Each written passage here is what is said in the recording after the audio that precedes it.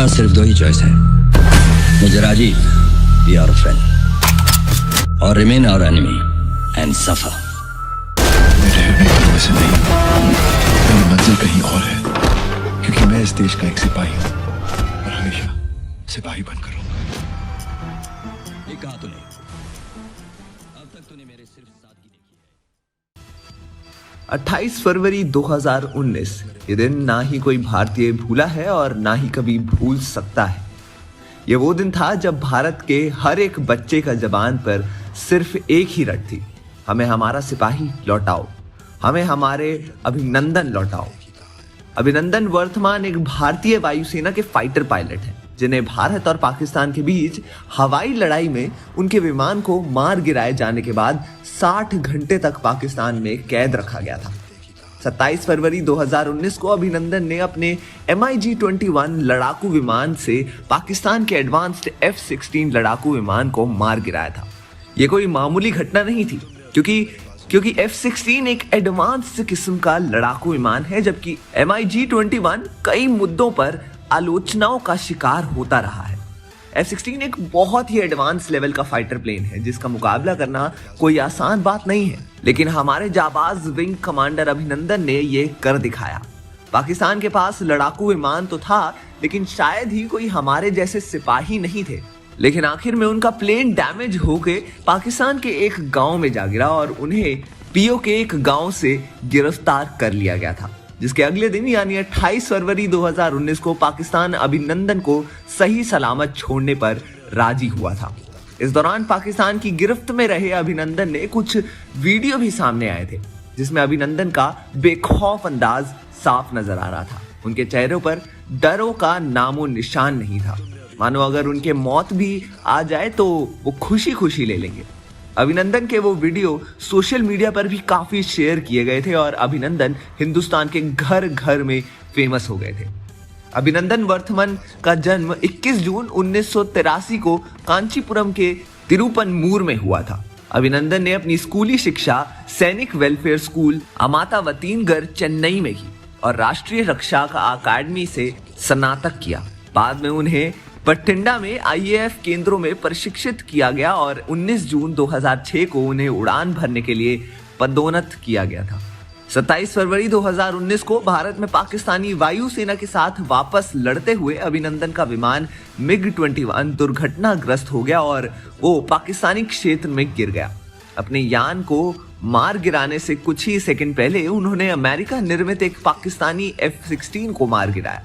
जैसे ही वो अपने पैराशूट से नीचे गिरे, वो कंफ्यूज हो गए और उन्हें लगा कि वो इंडिया में ही गिरे हैं। अनहोनी से एक लड़के से उन्होंने पूछा कि क्या वो भारत में है, और लड़के ने पुष्टि में उत्तर दिया। अपने आसपास के लोगों को वेशभूषा देख के और लोगों की भाषा सुनकर वो समझ गए ये भारत तो नहीं है, और वो समझ गए कि वो पाकिस्तान में जा गिरे हैं।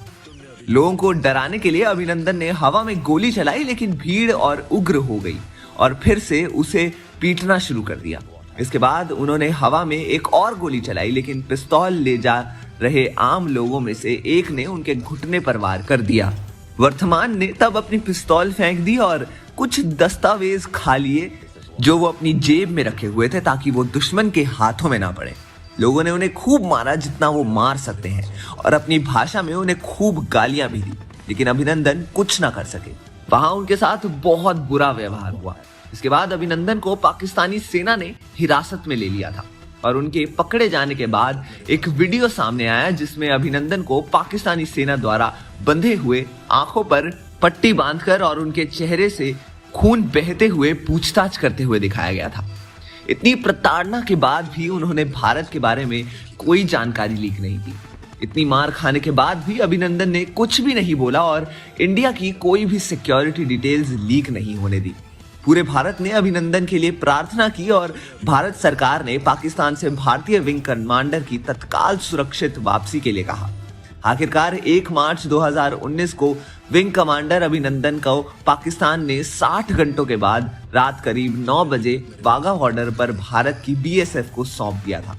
इस पूरे घटनाक्रम को देश ने टीवी पर लाइव देखा था।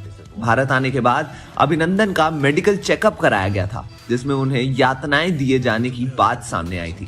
विंग कमांडर अभिनंदन को छोड़ने का ऐलान करते हुए पाकिस्तान के प्रधानमंत्री इमरान खान ने सदन में इसको पाकिस्तान का दोस्ताना रवैया बताया था, जबकि हकीकत इसके काफी उलट थी।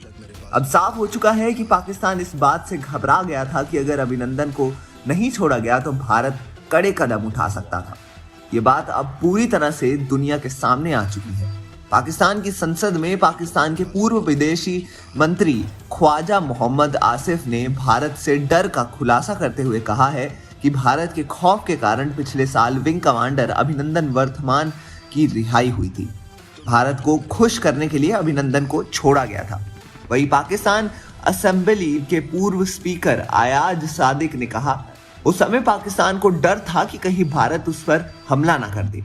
भारत के हमले की आशंका से उस समय पाकिस्तान के सेना प्रमुख कमर जावेद बाजवा के पैर कांप रहे थे और चेहरे पर पसीना आ रहा था। बाजवा को भारत के हमले का डर सता रहा था।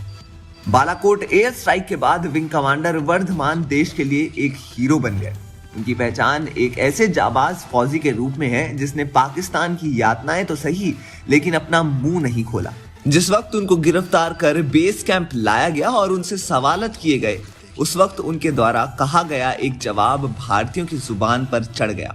उन्होंने पाकिस्तान सेना के अधिकारी को कहा था, sorry, I am not suppose to tell you anything. ये जवाब उन्होंने तब दिया था जब पाक अधिकारी ने उनसे पाकिस्तान में इस तरह से दाखिल होने का मकसद और उनके मिशन के बारे में पूछा था। भारत को गौरवान्वित करने के बाद अभिनंदन को अगस्त 2019 में वीर चक्र वीरता पुरस्कार से सम्मानित किया गया था। और ऐसे ही एक सैनिक की कहानी लेकर आ रहे हैं अब्बास मस्तान अपनी अगली फिल्म सोल्जर 2 में। तो दोस्तों, आप कितने एक्साइटेड हैं इस मूवी के लिए, हमें कमेंट सेक्शन में अपनी राय जरूर बताएं और देखते रहिए हमारा चैनल बॉलीग्राज स्टूडियोज।